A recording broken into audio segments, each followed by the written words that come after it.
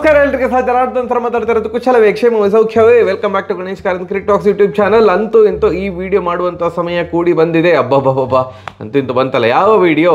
The best playing 11 of T20 world cup 2024. ಇದು ನನ್ನ best playing 11.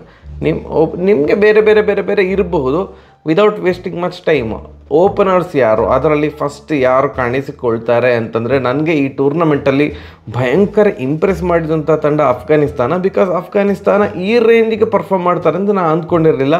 ಈ ಒಂದು ಓಕೆ ಸ್ಟ್ರಾಂಗ್ ಟೀಮ್ ಅಂತ ಗೊತ್ತಿತ್ತು, ಒಳ್ಳೆ ಟೀಮ್ ಅಂತ ಗೊತ್ತಿತ್ತು, ಬಟ್ ಅವರು ನನ್ನ ಎಕ್ಸ್ಪೆಕ್ಟೇಷನ್ನ ಎಕ್ಸೀಡ್ ಮಾಡಿದ್ದಾರೆ. ಎಸ್ಪೆಷಲಿ ಒನ್ ಓಪನರ್ ಗುರ್ಬಾಜ್ ಭಯಂಕರ ಕನ್ಸಿಸ್ಟೆಂಟಾಗಿ ಪರ್ಫಾರ್ಮ್ ಮಾಡಿದೆ. ಎಸ್ಪೆಷಲಿ ಬ್ಯಾಟಿಂಗ್ ಫಸ್ಟ್ ಮಾಡಿದಾಗ, ಎಕ್ಸೆಪ್ಟ್ ಸೆಮಿಫೈನಲ್ ಅವ್ರದ್ದು ಬೇರೆ ಎಲ್ಲ ಮ್ಯಾಚಲ್ಲಿ ಬ್ಯಾಟಿಂಗ್ ಫಸ್ಟ್ ಮಾಡಿದಾಗ ಸೂಪರಾಗಿ ಆಟ ಆಡಿದ್ದಾರೆ. ಅವರು ತಂಡದಲ್ಲಿ ಸ್ಥಾನ ಪಡ್ಕೊಳ್ತಾರೆ. 8 ಮ್ಯಾಚಲ್ಲಿ 281 ರನ್ ಹೊಡೆದಿದ್ದಾರೆ.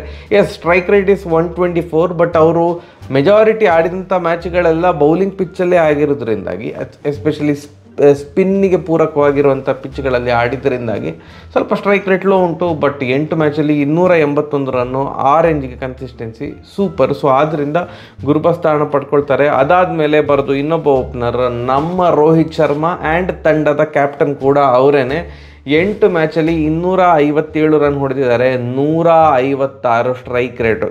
Intent master the Rohit Sharma ಅವರು. ಆ್ಯಂಡ್ ಎಸ್ಪೆಷಲಿ ಆಸ್ಟ್ರೇಲಿಯಾ ವಿರುದ್ಧ ಮತ್ತು ಇಂಗ್ಲೆಂಡ್ ವಿರುದ್ಧ ಆಟ ಆಡಿದಂಥ ರೀತಿ ಇದೆಯಲ್ಲ, ಸೂಪರಪ್ಪ. ಎಸ್ಪೆಷಲಿ ಆಸ್ಟ್ರೇಲಿಯಾ ವಿರುದ್ಧ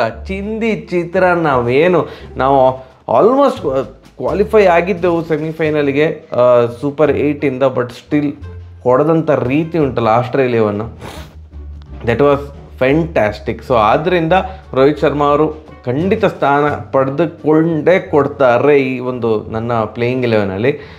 ಆ್ಯಂಡ್ ಒನ್ ಡೌನಲ್ಲಿ ಮತ್ತೊಂದು ಓಪನರನ್ನೇ ಹಾಕ್ಕೊಳ್ತಿದ್ದೇನೆ. ಬಿಕಾಸ್ ಅವರನ್ನು ತೆಗಿಲಿಕ್ಕೆ ಮನಸ್ಸಾಗ್ತಾಯಿಲ್ಲ ನನಗೆ. ಓಕೆ, ಇವರು ಒನ್ ಡೌನ್ ಆಟಗಾರ ಅಲ್ಲ, ಇವರು ಕೇವಲ ಓಪನರ್ ಅಂತ ಆ ಒಂದು ಅಷ್ಟು ಇದು ಮಾಡಿಲ್ಲ, ಸ್ಟ್ರಿಕ್ಟ್ ಮಾಡಿಲ್ಲ. ಟ್ರಾವಿಸ್ ಹೆಡ್ ಅವ್ರನ್ನ ಒನ್ ಡೌನ್ ಪ್ಲೇಯರ್ ಆಗಿ ಇಟ್ಕೊಂಡಿದ್ದಾನೆ. Because his record is amazing ಯಾರ್. 7 ಮ್ಯಾಚಲ್ಲಿ 257 ರನ್ ಹೊಡೆದಿದ್ದಾರೆ. ನಾವು 8 ಮ್ಯಾಚ್ ಆಡಿರೋದು. ರೋಹಿತ್ ಶರ್ಮಾ ಅವರು 8 ಮ್ಯಾಚಲ್ಲಿ 257 ಹೊಡೆದ್ರೆ, 7 ಮ್ಯಾಚಲ್ಲಿ 255 run, crazy. And strike rate 158. So ಇಷ್ಟು ಕನ್ಸಿಸ್ಟೆಂಟಾಗಿ ಇವ್ರು ಸಹ ಆಡಿರೋದ್ರಿಂದ, ಟ್ರಾವಿಸ್ ಹೆಡ್ ಅವರು ಕೂಡ ಆಡಿರೋದ್ರಿಂದಾಗಿ ಅವರನ್ನು ಇಟ್ಕೊಳ್ಳೇಬೇಕಾದಂತಹ ಒಂದು ಪರಿಸ್ಥಿತಿ. ಆ್ಯಂಡ್ ಓಪನರ್ ಒನ್ ಡೌನಲ್ಲಿ ಆಡ್ಬೋದು, ನಾಟ್ ಎನ್ ಇಶ್ಯೂ. ಅಷ್ಟೇನು ತುಂಬ ಗೇಮ್ ಪ್ಲ್ಯಾನ್ ಚೇಂಜ್ ಆಗೋದಿಲ್ಲ. ಸೊ ಆದ್ದರಿಂದ ಟ್ರಾವಿಸ್ ಹೆಡ್ ಅವರು ಒನ್ ಡೌನಲ್ಲಿ ಇರ್ತಾರೆ. ಅದಾದಮೇಲೆ ವಿಕೆಟ್ ಕೀಪರ್ ಆಗಿ ನಿಕೋಲಸ್ ಪೂರ್ ಅವರನ್ನು ಇಟ್ಕೊಂಡಿದ್ದೇನೆ, ಪೂರನ್. ಬಿಕಾಸ್ ಅವರು ಕೂಡ ಚೆಂದ ಮಾಡಿ ಆಡಿದ್ದಾರೆ. ಪೂರನ್ ಅವರು 7 ಮ್ಯಾಚಲ್ಲಿ 228 ರನ್ ಹೊಡೆದಿದ್ದಾರೆ, ಒಳ್ಳೆಯ ಕೀಪರ್. ಆ್ಯಂಡ್ 146 ಸ್ಟ್ರೈಕ್ ರೇಟಲ್ಲಿ ಆಡಿದ್ದಾರೆ. ಸೊ ಪೂರನ್ ಅವರ ತಂಡದಲ್ಲಿ ಇದ್ದೇ ಇರ್ತಾರೆ. ಪೂರನ್ ಬದಲು ಇಲ್ಲ, ನನಗೆ ಇನ್ನೊಂದು ಅವ್ರ ತಂಡದಲ್ಲಿ ಇರಲಿ, ವಿಕೆಟ್ ಕೀಪರ್ ಬೇರೆಯವ್ರು ಬೇಕು ಅಂತಂದರೆ ನನ್ನ ತಂಡದಲ್ಲಿ ಇನ್ನೊಬ್ಬ ಪ್ಲೇಯರ್ ಇದ್ದಾರೆ, ಅವ್ರನ್ನ ಸಹ ನೀವು ಬೇಕಾದ್ರೆ ವಿಕೆಟ್ ಕೀಪರ್ ಆಗಿ ಇಟ್ಕೊಳ್ಬೋದು. ಯಾರು ಅದು ಅಂತಂದರೆ Klaasen. But I would prefer Pooran as a wicket keeper.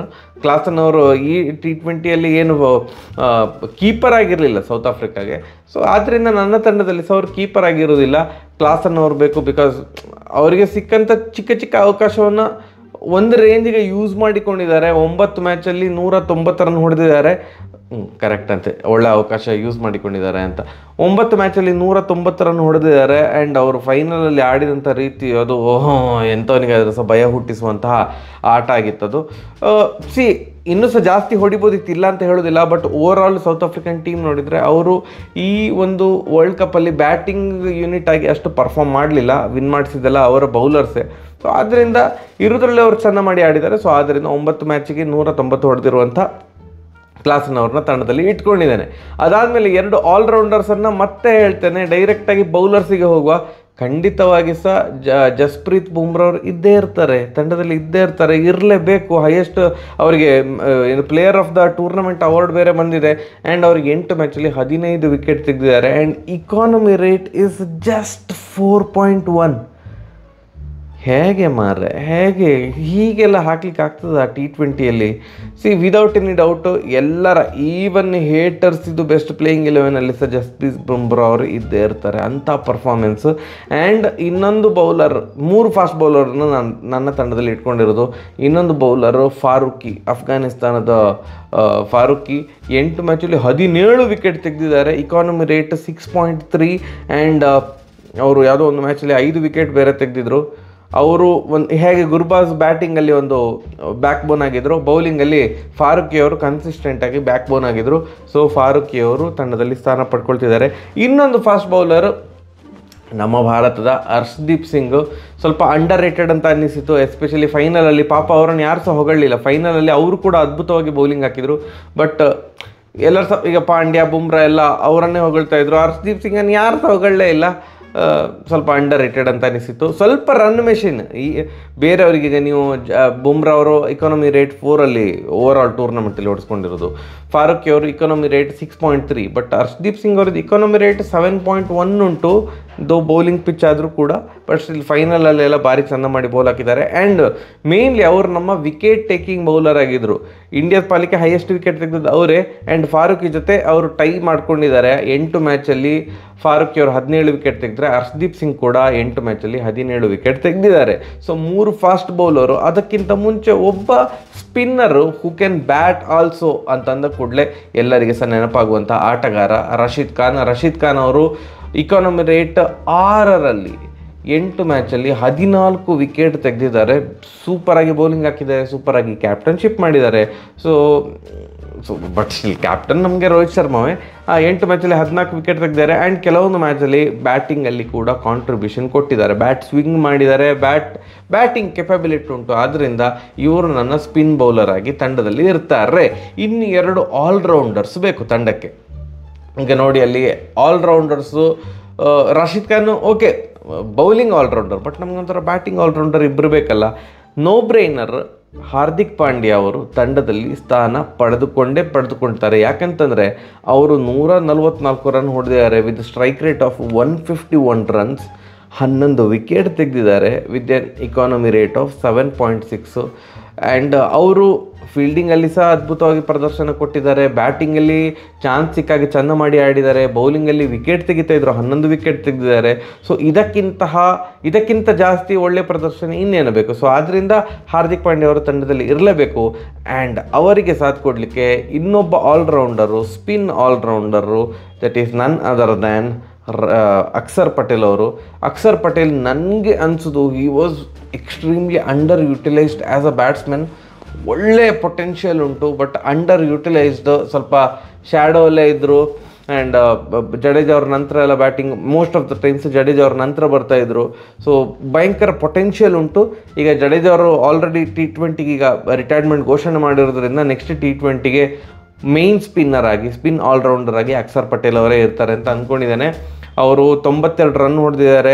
ಅಷ್ಟೇ ಅಂತ ಹೇಳಬೇಡಿ, ಅವರಿಗೆ ಸಿಕ್ಕ ಅವಕಾಶವೇ ಅಷ್ಟಕ್ಕಷ್ಟೇ ಬ್ಯಾಟಿಂಗಲ್ಲಿ.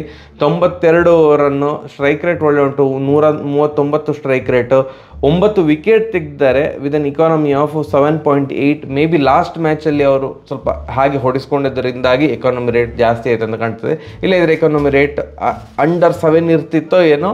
9 ವಿಕೆಟ್ ತೆಗೆದಿದ್ದಾರೆ, ಕ್ರೂಷಲ್ ವಿಕೆಟ್ ಎಲ್ಲ ತೆಗೆದಿದ್ದಾರೆ. ಆ್ಯಂಡ್ ಇಂಗ್ಲೆಂಡ್ ವಿರುದ್ಧ ಅವರು ಚೆಂದ ಮಾಡಿ ಆಟ ಆಡಿದರು. ಅವ್ರದ್ದು 3 ವಿಕೆಟ್, ಫಸ್ಟ್ ಒಟ್ಟು ಕಂಟಿನ್ಯೂಸ್ 3 ವಿಕೆಟ್ ತೆಗೆದಿದ್ರು. ಸೊ ಆದ್ದರಿಂದ ನನ್ನ ತಂಡದಲ್ಲಿ ಖಂಡಿತವಾಗಿ ಸಹ ಅಕ್ಷರ್ ಪಟೇಲ್ ಅವರು ಸ್ಥಾನ ಪಡ್ಕೊಳ್ತಾರೆ. 6 ಬೌಲಿಂಗ್ ಆಪ್ಷನ್ ಉಂಟು, 6ಕ್ಕಿಂತ ಜಾಸ್ತಿ ಇಲ್ಲ. ಯಾರಂತಂದರೆ Bumrah, Farooqi, Harshdeep fast bowlers, main spinner Rashid Khan, ಮತ್ತು ಬ್ಯಾಕಪ್ ಫಾಸ್ಟ್ ಬೌಲರ್ ಥರ ಹಾರ್ದಿಕ್ ಪಾಂಡ್ಯ, ಮತ್ತು ಇನ್ನೊಂದು ಸ್ಪಿನ್ನರ್ ಆಗಿ ಅಕ್ಷರ್ ಪಟೇಲ್ ಅವರು. 6 ಬೌಲಿಂಗ್ ಆಪ್ಷನ್ ಉಂಟು. ಆ್ಯಂಡ್ 3 ಓಪನರ್ಸು ಮತ್ತು 1 ಡೌನಲ್ಲಿ ಇಟ್ಕೊಂಡಿದ್ದೇನೆ. ಆ್ಯಂಡ್ ಒಂಥರ ಟ್ರೂ ಪವರ್ ಹಿಟ್ಟರ್ಸ್ ಥರ ಪೂರನ್ ಮತ್ತು ಕ್ಲಾಸನ್ ಅವ್ರನ್ನ ಇಟ್ಕೊಂಡಿದ್ದೇನೆ. ಭಯಂಕರ ವೆಲ್ ಬ್ಯಾಲೆನ್ಸ್ ತಂಡ ಅಂತ ಅನ್ನಿಸ್ತಾ ಉಂಟು. ನಿಮ್ಮ ಪ್ಲೇಯಿಂಗ್ 11 ಯಾವುದು ಅಂತ ಕಮೆಂಟ್ ಸೆಕ್ಷನಲ್ಲಿ ತಿಳಿಸಿ. ಸರಿ, ಹಾಗಾದರೆ ಬರುವ ನಮಸ್ಕಾರ. ಚಾನಲ್ಗೆ ಸಬ್ಸ್ಕ್ರೈಬ್ ಮಾಡಿ. ನಮಸ್ಕಾರ.